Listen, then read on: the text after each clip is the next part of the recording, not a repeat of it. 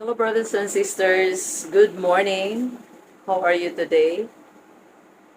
I know that we are so blessed because God has given us the gift of life. Now, let's continue with our reading in the book of Exodus in chapter 16, the manna and the quails. In the name of the Father, and of the Son, and of the Holy Spirit. Amen. The whole Israelite community set out from Elim, and on the 15th day, of the second month after they had left Egypt, they came to the desert of Sin, which is between Elim and Sinai. There in the desert, they all complained to Moses and Aaron and said to them, "We wish that the Lord had killed us in Egypt. There we could at least sit down and eat meat and as much other food as we wanted. But bought, you have brought us out into this desert to starve us all to death." The Lord said to Moses, "Now I am going to cause food to rain down from the sky for all of you. The people must go out every day and gather enough for that day. In this way, I can test them to find out if they will follow my instructions. On the sixth day, they are to bring in twice as much as usual and prepare it." So Moses and Aaron said to all the Israelites, "This evening you will know that it was the Lord who brought you out of Egypt. In the morning you will see the dazzling light of the Lord's presence. He has heard your complaints against him. Yes, against him, because you are only carrying out his instructions." Then Moses said, "It is the Lord who will give you meat to eat in the evening and as much bread as you want in the morning, because he has heard how much you have complained against him. When you complain against us, you are really complaining against the Lord." Moses said to Aaron, "Tell the whole community to come and stand before the Lord, because he has heard their complaints." As Aaron spoke to the whole community, they turned toward the desert. And suddenly the dazzling light of the Lord appeared in a cloud. The Lord said to Moses, "I have heard the complaints of your Israelites. Tell them that at twilight they will have meat to eat, and in the morning they will have all the bread they want. Then they will know that I, the Lord, am their God." In the evening, a large flock of quails flew in, enough to cover the camp. In the morning, there was dew all around the camp. When the dew evaporated, there was something thin and flaky on the surface of the desert. It was as delicate as frost. When the Israelites saw it, they didn't know what it was and was asked each other, "What is it?" Moses said to them, "This is the food that the Lord has given you to eat.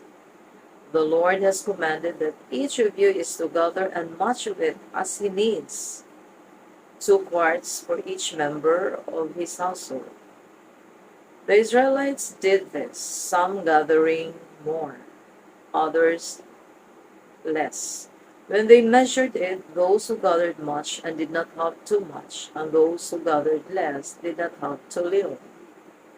Each had gathered just what he needed. Moses said to them, "No one is to keep any of it for tomorrow." But some of them did not listen to Moses and saved part of it. The next morning it was full of worms and smelled rotten. And Moses was angry with them. Every morning each one gathered as much as he needed. And when the sun grew, what was left on the ground melted. On the sixth day they gathered twice as much food, 4 quarts for each person. All the leaders of the community came and told Moses about it, and he said to them, "The Lord has commanded that tomorrow is a holiday of rest dedicated to him. Bake today what you want to bake and boil what you want to boil." Whatever is left should be put aside and kept for tomorrow.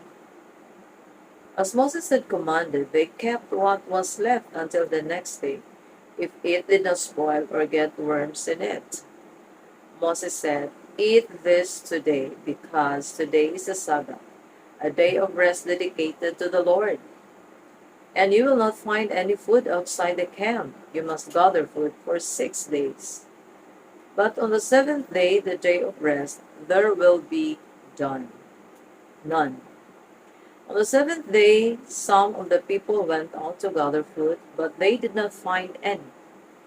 Then the Lord said to Moses, "How much longer will you people refuse to obey my commands? Remember that I, the Lord, have given you a day of rest. And that is why on the sixth day, I will always give you enough food for 2 days. Everyone is to stay where he is on the seventh day and not leave his home."